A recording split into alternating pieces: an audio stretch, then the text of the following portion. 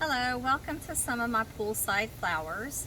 I trust that you're having a good day, and I hope that you are hopeful and happy, thinking that this quarantine is about to come to an end, or at least having a little bit more freedom now than we had before. So if you're like me and you've been home, I've been home with a husband who's able to paint and do creative things, me not so much. So I've enjoyed being outside. And one thing that I love doing is playing in the dirt. I love planting flowers and growing different things. So I decided to do some experimenting.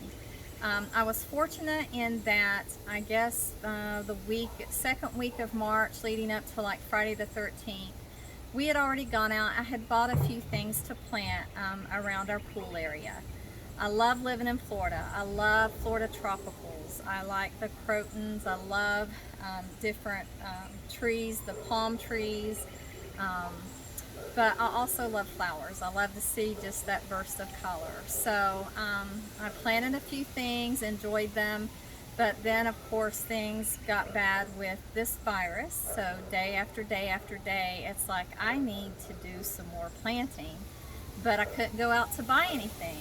So I had experimented and done some of this before. My mom was always one of these people that could take a clipping or a cutting and make it grow.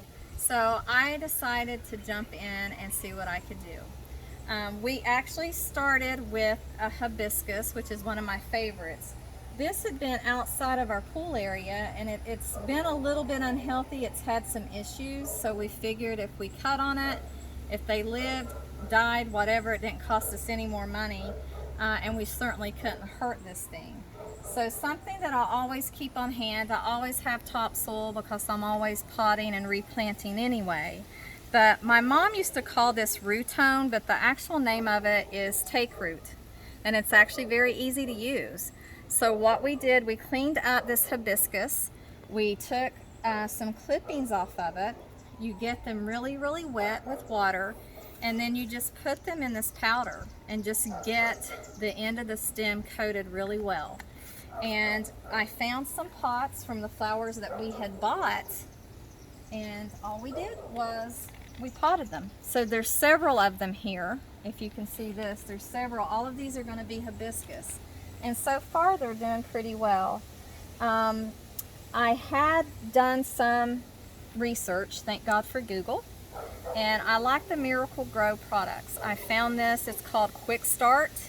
So when you are transplanting something or repotting something, it's a good food to give your plant. It won't burn it up, and it gives it the right nutrients to try to help it from going into shock, so it can take root and actually grow.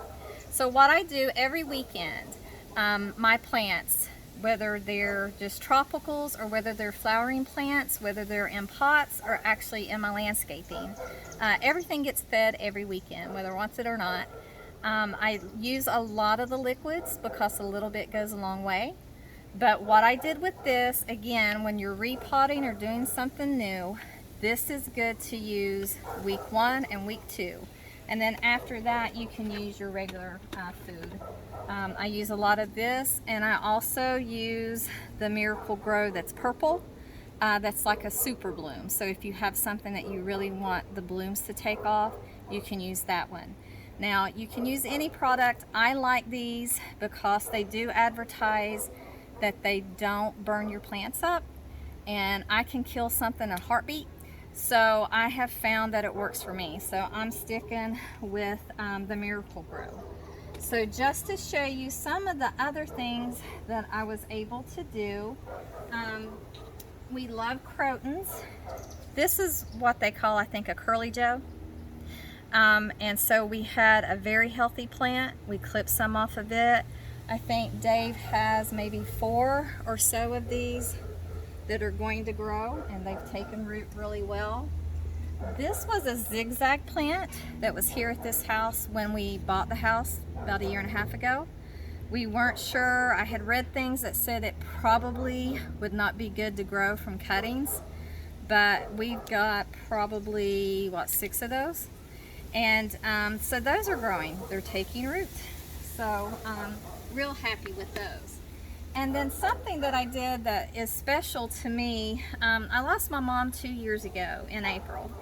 And so my best friend had sent me, one of the funeral dishes that has different plants in it, as did my co-workers. So each of them had a croton in them, which I love, and they were different sizes. So this is actually one of the crotons that had been teeny tiny.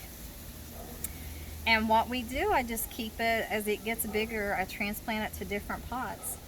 And but anytime it looks sickly, I'll transplant it. And when I transplant it, I start back with the green, startup, to keep it from going into shock, and it just keeps growing. This one struggled a little bit, but it's doing much better now. I will probably repot this one pretty soon so that it's not, falling over so much. But and then one thing that I really surprised myself with, I put a still photo of this already on Facebook, but I had these plants last year. They were huge, and they were hanging pots over here. And sometime after one of the hurricane warnings we had, and I took things down, they just got real sickly. Now that was a year ago, and I thought they were gone. Well, I noticed when I was digging around out here that I had some things growing. So it was very dead looking vines. I was able to get fresh dirt, fresh pot. Again, I start off with this quick start, and look how pretty it is. I didn't think it would ever bloom again, but I treated it for 2 weeks with that and just started them with my regular feed every weekend. And I did the same thing here. I found some things clumped together. I wasn't even sure what would grow. I've actually got 2 plants growing here, so I'm gonna have to separate those out. So my point is, if you like flowers, I think it's fun to be outside. I think it's fun to just spend time outdoors, especially if you live in Florida. If you're home with the kids, you've already had them for so long already, and now it would be about the time school's getting ready to go out anyway. But I think it would be fun to let kids get involved with you, because they usually like seeing something that they've planted grow. So don't be afraid to clip something off and make it grow. If I can do it and not kill it, you can do it too. So one of my next projects I would like to dig into would be succulents. So if anybody out there has experience with succulents and has tips for me, I'd be happy to hear about them. So hope you enjoyed this.